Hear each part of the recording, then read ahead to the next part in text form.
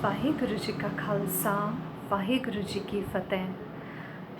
सन मस्कीन जी की बुक गुरु ज्योति का आज का हमारा टॉपिक है, मैं बंजारन राम की तेरा नाम वखर वापार जियो। पहले मैं इसकी फ्यू लाइन्स रीड करती हूँ, देन आई एक्सप्लेन।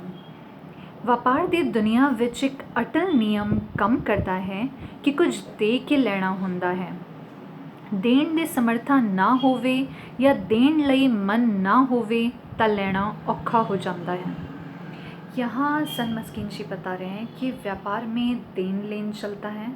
जब हम कुछ देते हैं तो ही हम कुछ ले पाते हैं, और जब देने की समर्था ना होवे, मान लीजिए मनी नहीं है हमारे पास ज़्यादा तो हम कुछ नहीं खरीद पाते, या किसी को कुछ दे के हमें बदले में कुछ लेना पड़ता है। अगर हमारे देने का सामर्थ्य ही नहीं है या मन नहीं है देने का, तो कुछ लेना मुश्किल हो जाता है। अब सन मस्कीन जी बता रहे हैं, परमात्मा अदृश्य है, उसकी प्राप्ति लई मूल भी अदृश्य चुकाना पवेगा। कितनी गहरी लाइन, इतने सिंपल वर्ड्स में कितनी गहरी बात। जो उनका थॉट है देखिए, और जैसे उन्होंने लिंक किया है। मतलब व्यापार में देन लेन चलता है, हम कुछ देते हैं तो हमें कुछ मिलता है। यहाँ परमात्मा के बारे क्या बोल रहे हैं कि वो अदृश्य हैं, दिखाई नहीं देते परमात्मा। तो हमें जो कॉस्ट चुकाना है परमात्मा को पाने के लिए, वो भी अदृश्य होना चाहिए, कुछ ऐसा जो नहीं दिखाई देता। वो क्या है? अपने समूह फुरनिਆਂ ਨੂੰ गुरु दे अर्पण कर देइए ਤਾਂ रब्बी रस नसीब होता है। जो हमारे समूह फुरने हैं, जो हम नॉन स्टॉप कुछ ना कुछ हमारे अंदर थॉट्स जो चलते रहते हैं, मन बेसिकली मन जो हमारा पल पल पल पल कुछ सोचता है, पल में यहाँ पल में वहाँ। बोलते हैं ना, मन की सबसे ज़्यादा स्पीड मन की होती है। पल में वो कहीं भी पहुंच सकता है। वैसे तो हमें साधन चाहिए होते हैं कहीं जाने के लिए, व्हीकल्स, लेकिन अब्रॉड भी अगर जाना है मन पहुंच जाता है। तो मन हर पल कभी उसको कुछ चाहिए, कभी वो कुछ सोच रहा है, कभी किसी के बारे, कभी किसी के बारे, कभी कोई थॉट, और नॉन स्टॉप वो दौड़ता ही रहता है। मन स्टॉप नहीं करता। तो ये जो मन बार बार हमारा सोचते रहता है, ये जब हम अर्पण करते हैं वाहिगुरु जी, ये दिखाई नहीं देता किसी को। हम क्या सोच रहे हैं, हमारे अंदर क्या चल रहा है, ये किसी को दिखाई नहीं देता। जब हम ये वाहिगुरु जी परमात्मा को देते हैं तो हमें बदले में रब्बी रसीब नसीब होता है। तो गुरबाणी की ही लाइन्स हैं, मन बेचे सतगुर के पास तिस सेवक के कारज रास। इस मन को बेच दीजिए परमात्मा के पास, सदगुरु के पास, और उस सेवक के काज संवरते हैं। ऐसे ही गुरबाणी की लाइन, कंचन स्यों पाइये नहीं तोल, मन दे राम लिया है मोल। कंचन दे के नहीं पा सकते, gold is not the cost. मतलब गोल्ड दे के हम परमात्मा को पा लें, इतने इतने तोला सोना चढ़ा दिया, बहुत दुनिया भर का दुनियावी चीज़ें दे दी, सब कुछ, इसके बदले हम बोलें कि हमें परमात्मा मिल जाए, तो ये कॉस्ट नहीं है। मन दे राम लिया है, मन देना पड़ेगा। राम दा बनजारा बनन लई जिस घालना कमाई दी दुनिया विचों लंघना पैंदा है, गुरु नानक देव जी ने उसका वर्णन बड़े शायराना ते फलसफाना ढंग नाल किया है। अब यहाँ राम का बंजारा बनने को घालना क्यों बोले हैं, ऐसी कमाई क्यों बोले हैं, घालना क्यों? क्या इतना सौखा है मन दे देना? क्या इतना ईजी है? हम सोचें कि हम ना सोचें, हमारे अंदर थॉट्स ना चलें, हम अपनी अपनी मनमर्जी ना चलाएं, मन मत के हिसाब से ना चलें, ये सौखा नहीं है। इसके लिए घालना करनी पड़ती है, अपने मन से लड़ना पड़ता है, मन को कन्विंस करना पड़ता है, या तो गुस्से से, या तो सॉफ्ट स्पोकन, किसी भी प्रकार से खुद ही कोई हमें समझाना पड़ता है। जब हम बाणी पढ़ते हैं, गुरबाणी, सिमरन करते हैं, नाम जपते हैं, तो ये सब चीज़ें हमें हेल्प करती हैं खुद को समझाने के लिए। क्योंकि जब हम ये पढ़ते हैं तो धीरे धीरे हमें खुद समझ आती है, धीरे धीरे उसका प्रभाव पड़ता है। जैसे सनमस गिंग जी बोलते हैं, हमने खाना खाया, वो पचना, उसका खून बन के दौरा करना, वो सब अंदर की खेल है। शरीर हमारा अंदर से खुद मैनेज कर रहा है, हमारा काम है खाना खाना।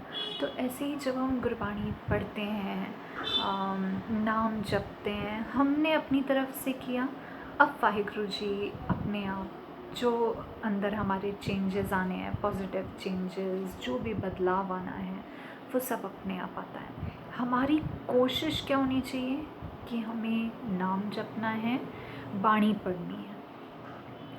तो जब हम ऐसी घालना करते हैं तो फिर हम खुद भी अपने मन को बार बार समझाने की कोशिश करते हैं, ये सही नहीं है, ऐसा मत कर, या मुझे ऐसा नहीं करना चाहिए, ऐसा नहीं सोचना चाहिए। धीरे धीरे जब हम ऐसी मन को समझाते हैं, घालना करते हैं, तो फिर ऐसी स्टेज आती है कि हम मन को जीत पाते हैं। गुरबाणी की लाइन है, मन जीते जग जीत। तो इसके लिए गुरु नानक देव जी ने बहुत ही शायराना ढंग में जो गुरबाणी में बताया है, ऐसी लाइन्स अभी मैं पढ़ रही हूँ। हरणी होवा बन बसा, कंद मूल चुन खाओ, गुर प्रसादी मेरा सोह मिले, वार वार हो जाऊँ जियो। तो इसमें बहुत तरीके बताए हैं गुरु नानक देव जी ने कि परमात्मा को पाने का कोई एक तरीका नहीं है।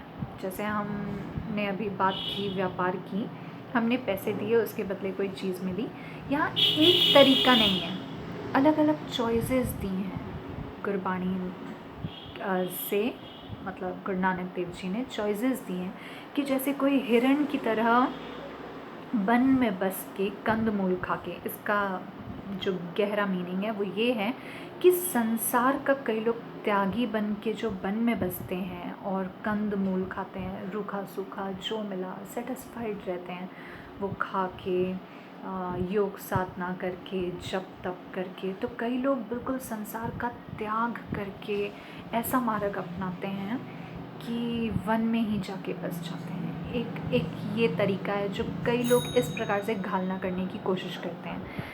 एक तरीका उन्होंने बताया है गुरबाणी में, कोकिल होवा अम्ब बसा, सहज शब्द विचार, सहज सुभाए मेरा सोह मिले, दर्शन रूप अपार। जो पहले भी लाइन आई है और अभी भी लाइन आई है, सोह यानी परमात्मा, यानी कि हस्बैंड रूप में वाहिगुरु जी को मानना, सोह वो मिल जाए हमें।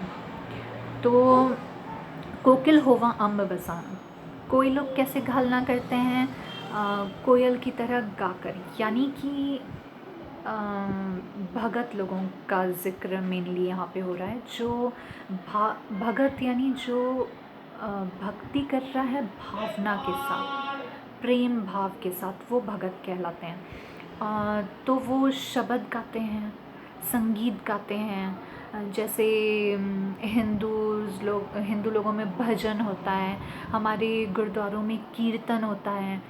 जैसे भागवत गीता क्यों बोला गया है, गीत के रूप में है वो सब।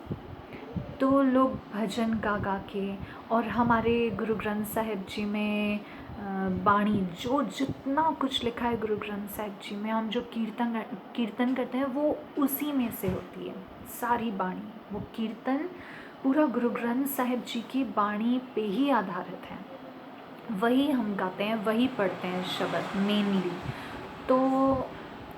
तो ये जब हम शब्द पढ़ते हैं, कीर्तन करते हैं, संगीत गाते हैं, तो किसी का ये रास्ता होता है, किसी की चॉइस है कि वह संगीत गा के, भावना के साथ, प्रेम के साथ शब्द पढ़ के परमात्मा को पा सके, उसकी ऐसी कोशिश होती है।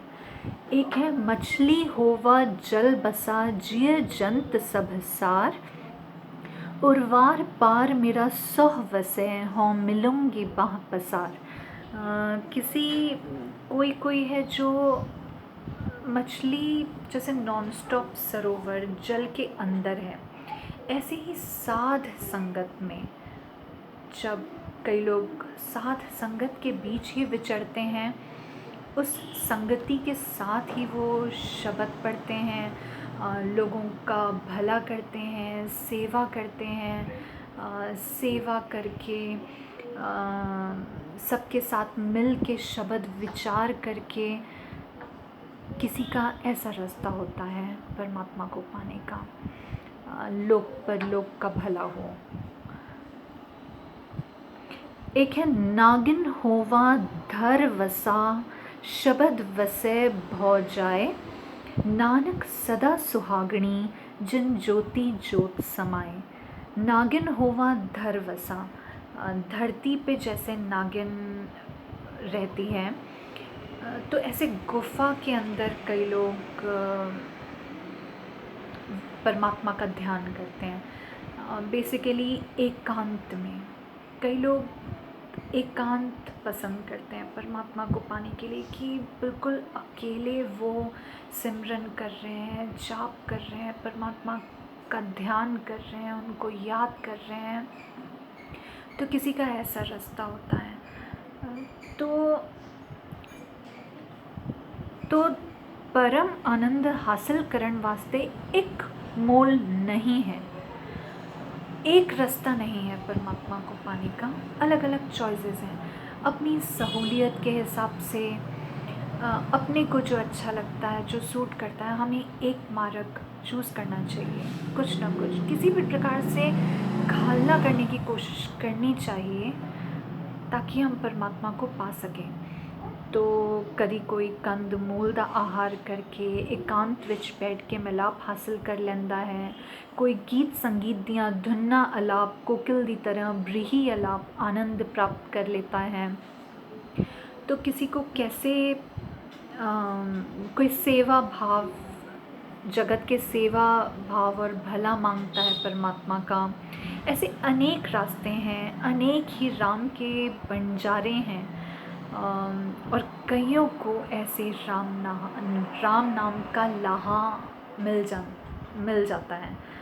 लाहा यानी लाभ, हमें लाभ मिलता है, कुछ ना कुछ अच्छा होता है, हमारे अंदर पॉजिटिव चेंजेस आती हैं, मन बदलता है और फिर हम मन को परमात्मा को अर्पण कर पाते हैं। मन हमारा परमात्मा के बारे सोचना चालू कर देता है, परमात्मा को याद करना चालू कर देता है। हमारा मन ही किसी न किसी को याद करता है।